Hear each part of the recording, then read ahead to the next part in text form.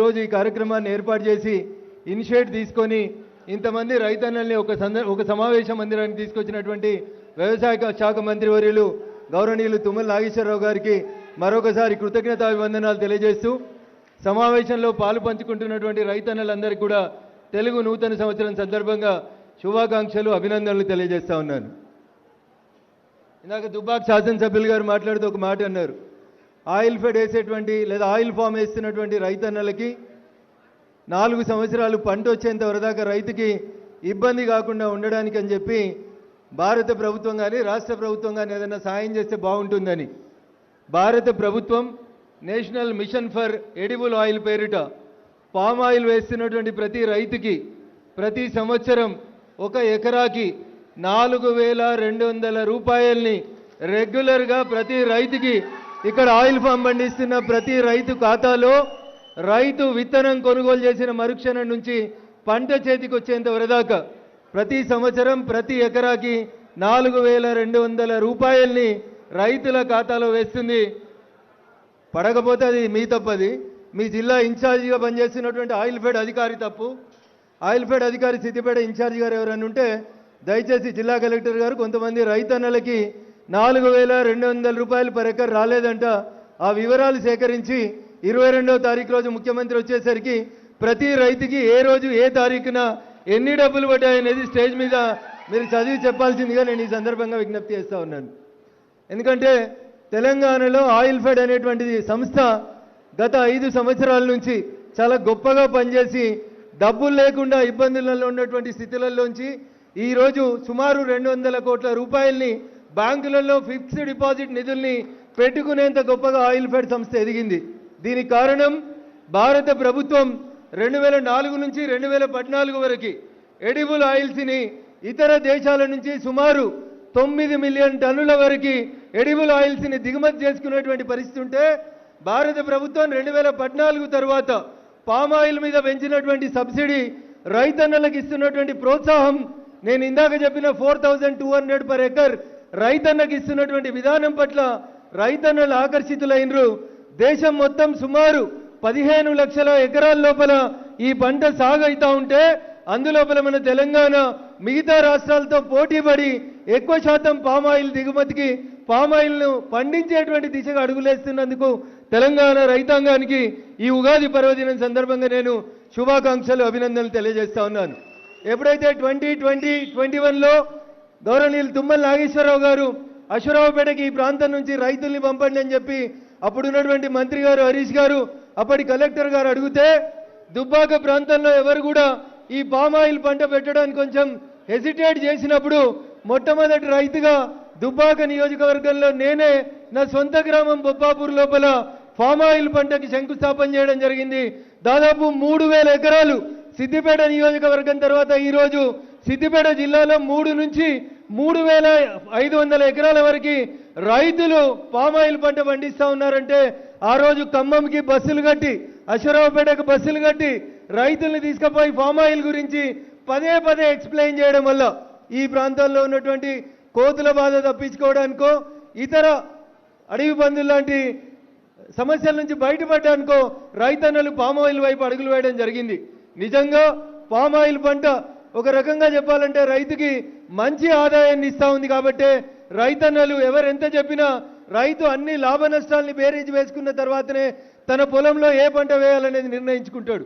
ప్రభుత్వం ఎన్ని ప్రోత్సాహకాలు ఇచ్చినా ఎన్ని సబ్సిడీలు ఇచ్చినా రైతు తన రోజువారీ వ్యవసాయం పనులోపల తనకు నష్టం లేదనుకున్నప్పుడు మాత్రమే ఆ పంట వైపు ముందుకు పోతాడు. పండించిన పంటని పొలం దగ్గర నుంచి ట్రాన్స్పోర్ట్ చేసే బాధ్యతను కూడా ప్రభుత్వం తీసుకొని ట్రాన్స్పోర్ట్ ఖర్చులు కూడా ప్రభుత్వమే ఇస్తుంది. కాబట్టి రైతన్నకి మార్కెట్ పోవాలి, ఆరవేయాలి, వాన పడ్డది, రాళ్ళు పడ్డాయి, ఆగమైపోయినామనేటువంటి బాధ లేకుండా ప్రశాంతంగా రైతు 365 రోజులు ప్రశాంతంగా ఉండాలి అంటే పామాయిల్ వైపు మనందరం కూడా నడవాలని చెప్పి మీ అందరినీ కూడా కోరుకుంటూ ఆ దిశగా గత ప్రభుత్వం ప్రస్తుత ప్రభుత్వం చేస్తున్నటువంటి పనిని అభినందిస్తూ ఎద్దేడిసిన వ్యవసాయం రైతేడిసిన రాజ్యం బాగుపడదు. కాబట్టి రైతన్నల సంక్షేమం కోసం మీరు మేము అందరం భారత ప్రభుత్వం ఇస్తున్నటువంటి సబ్సిడీలు ప్రోత్సాహకాలను తీసుకొని ముందుకెళ్లాలని ఫామ్ ఆయిల్ సాగు దిశగా మనందరి అడుగులు పడాలని మీకందరికీ మరొకసారి ఉగాది పర్వదినం సందర్భంగా శుభాకాంక్షలు అభినందనలు తెలియజేస్తూ సెలవు తీసుకుంటా ఉన్నాను. జై జవాన్ జై కిసాన్.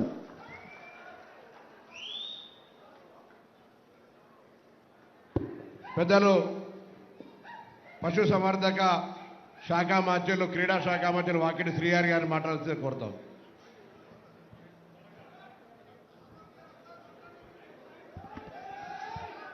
రైతులు మాట్లాడతారా?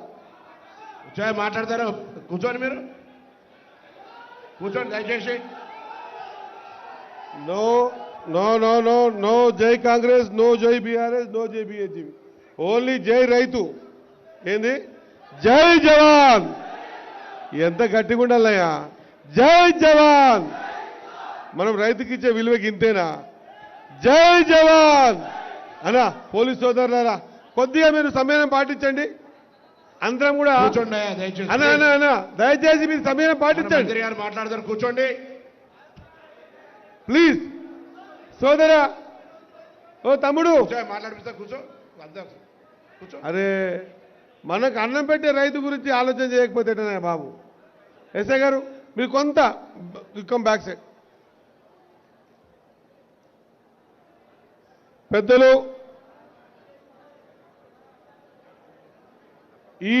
నేను అనుకుంటే 72 ఉంటాయి. తుమ్మా సార్ వయసు ఎంత సార్? 72?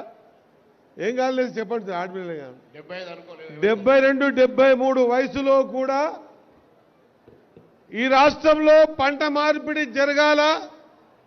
ఎక్కడ నీళ్లు కల్పించినా వరిదిక్కే పోతా ఉన్నాం. వరి ఒకటే కాదు, మిగతా వంగడాలు కూడా కావాలనే ఆలోచనతో ఈ వయసులో కూడా ఇంత శ్రమించి ఇంత ఇబ్బందులు పడి ఈ కార్యక్రమాన్ని బాధ్యతగా కాదు భావి తరాలకు అందించాలనే ఒక దృఢ సంకల్పంతో మరి నిర్ణయం నిర్వహిస్తున్నటువంటి మా పెద్దలు వ్యవసాయ శాఖ మంత్రులు తుమ్మల నాగేశ్వరరావు గారికి నా హృదయపూర్వకంగా ధన్యవాదాలు తెలియజేస్తా ఉన్నా. అదే మాదిరిగా మరి మా పెద్దలు